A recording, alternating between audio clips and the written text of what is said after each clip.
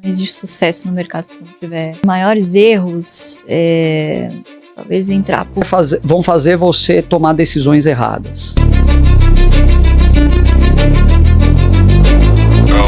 Qual que vocês acham que é o maior erro que um investidor comete?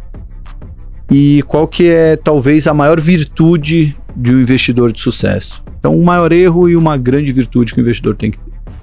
Cara, virtude, sem dúvida nenhuma, paciência. Não existe sucesso no mercado se não tiver paciência. E acho que um dos maiores erros é talvez entrar pulverizado demais. Você vai se frustrar muito rápido. Você não vai ver nem a variação da sua carteira, nem o dividendo dando robustez ali pro seu fluxo de caixa. Então, acho que é muito mais um sintoma do desconhecimento e da insegurança do que uma boa alocação de capital. Então, interessante. Comece com pouco, bons negócios que você entenda, e aí quando você for aumentando a sua zona de competência, o seu grau de maturidade no mercado, aí você adiciona algumas complexidades. Concordo. Boa. Eu acho que, assim, pensando em dois também, e eu concordo com o que a Lu falou, claro, sem paciência você não faz nada, e eu acho que o oposto da paciência é a pressa. Você querer ter pressa no mercado, eu acho que te atrapalha em vários aspectos. Seja para querer montar uma carteira rápido, seja para não ter a paciência para esperar o fruto ser colhido, né? Então, sei lá, a pessoa compra uma ação, em 2 meses, se ela não vê resultado, ela já muda.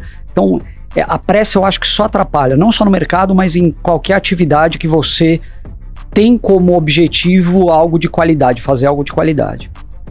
Do lado positivo, eu acho que cada vez mais, eu diria que é fundamental o foco. Na ação, assim, no mercado você já tem uma quantidade de empresas relativamente grande. Você é bombardeado de informações o tempo todo, em todo lugar, todos os canais e tal. Então, a possibilidade de você consumir informação errada, perder tempo com algo que não vai te gerar resultado, e isso tudo te consome o tempo que você poderia estar usando para algo produtivo, né? Como a gente estava falando um pouquinho antes, sei lá, talvez você parar 2 horas da tua vida ou 3 horas para assistir uma reunião da Berkshire no YouTube é muito mais interessante do que você ficar atrás de várias outras informações que não vão te agregar em nada. Pelo contrário, vão te muitas vezes gerar um ruído que vão fazer você tomar decisões erradas. Né? Legal. Tem alguma aí, Mate? Não.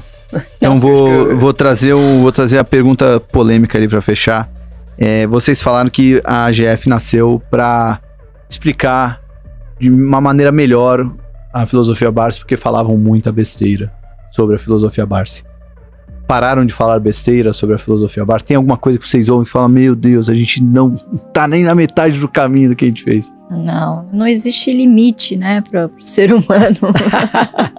Mas acho que a gente ainda ouve algumas besteiras do tipo, é só você fazer um ranking da que mais paga dividendo para quem menos paga dividendo, e aí, tá dada a estratégia, né? Se fosse tão simples assim, tava todo mundo bilionário, né? Ou que a estratégia tá ultrapassada, né? Essa é muito comum. Escuto muito essa também. A estratégia do Barsi só deu certo porque ele comprou as ações a centavos na década de 60.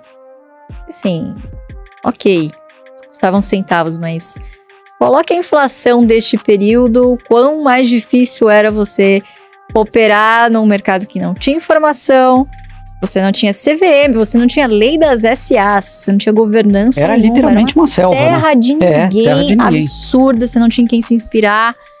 Então, assim, hoje tá muito mais fácil, você tem muita informação e você tem ativos que talvez estejam cotados a múltiplos ajustados, talvez até mais interessantes, com riscos menores do que você tinha na década de 70, com aquela loucura toda inflacionária, troca de moeda, com fisco depois.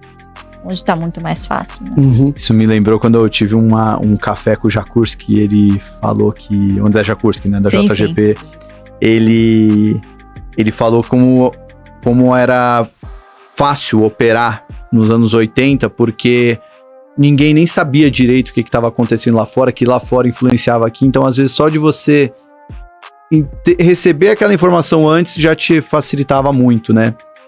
Aí eu falei assim, bom, então era muito mais fácil ser trader naquela época, né, Jakurski? Aí ele parou assim, acho que ele ouviu o que eu falei, ele falou, você já preencheu uma boleta para você ficar short num índice americano, tal, conta não sei o quê, e nos anos 80? Você sabe como é que fazia isso operacionalmente? Eu falei, não faço a menor ideia, então você não pode falar que era mais fácil operar naquela época do que hoje. Porque hoje, com um botão, você faz isso tudo. Naquela época, cara, era outra coisa pra fazer isso tudo.